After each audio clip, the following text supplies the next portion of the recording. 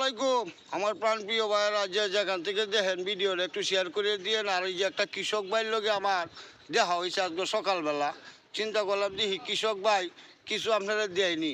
আর একটা ভিডিও ভাইয়া দিছিল, মানে আবার একটা ভিডিও দিছি আজকে। ভাইয়া অনেকটা কাম করতেছে এই যে এটা দিয়া সেওয়া দিছে, সেওয়া দিছে, এটার মধ্যে রেস্ট নিতে আছে, বুঝছেন? ও ভাই কিছু কও।